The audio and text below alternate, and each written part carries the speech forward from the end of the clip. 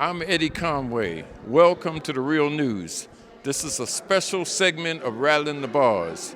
We're down here in Annapolis today to see if the Senate will override the governor's veto of the bill that will allow ex-offenders to vote. Why I'm here is because I represent a large portion of folks that's on parole or probation, and they're trying to get their seat at the table, whether that's transportation, whether it's workforce, whether it's professional licenses, whether it's so many housing, so many different issues. Well, one of the things is that people always is curious about is that they say, well, okay, ex-felons shouldn't have the right to vote. They don't, they don't contribute to the community, et cetera, et cetera.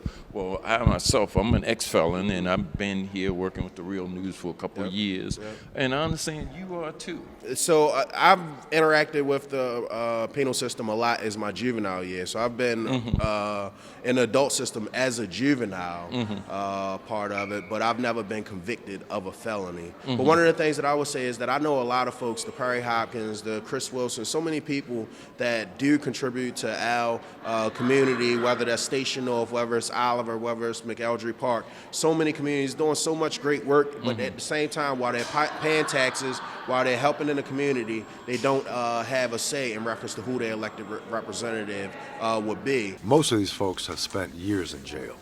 Hercules, how long are you in jail? 42 years. 42 years. Come on. Man gets out, he should be able to vote right away. He knows what he wants to do. I mean, he knows, after thinking about it, maybe not the first 2 or 3 years, but certainly the last, he has an idea of what he wants to do, how he wants to do it. And I mean, it's just ridiculous that our society, he was probably put in there for the wrong reason anyway, So once somebody gets out, and they've done all their time, they paid their debt to society, why shouldn't they have the right to vote? What's your name? How old are you, and why are you here? Seymour Hall. I'm here to support.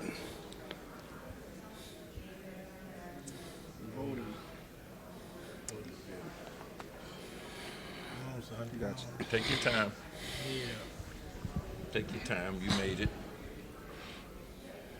I never thought I would make it. How many years you spent in prison? 35. I was let out when I was 82. I'm 84 now. Are you going to vote if this passes the Senate? Yes, yes. I'm so glad that it happened. Okay. That's one reason I'm here, to do all that can be done by. Okay. That opportunity to participate in the citizenship, voting. I mean, if we're here, we're free, we paid our debt to society. Now let us live as human beings, let us live as citizens and contribute. What's the status of the bill now? It is done. The Senate has now also voted to override the same bill that came over from the House. Okay. And so it is officially overridden, and in 30 days, on March 10th, the bill becomes law. If you're out, you can register to vote. Period. Okay, so there's no special mechanisms need to be in place? In Nope. other words, an ex-offender can just go to their community registration place and sign up? Right. Yep. But what's interesting too is that whatever happens, it's not going to happen in time to impact this primary, because the deadline for filing for the primary election for Baltimore right now is over. Oh, really? To register. Oh, okay. So that's really interesting. Yeah, it's interesting, and it's also a missed opportunity. Huge missed. Yeah. So unless the somehow there becomes some momentum for people to register as independents and just focus on the general election anyway. But it's interesting, but it's also an opportunity, because I think that the belief was, that the majority of people are going to register as Democrats to affect the primary, which that is now a lost opportunity. And so we'll see. I think it's up to some leadership to step in and try to get people to be kind of unified in the mission.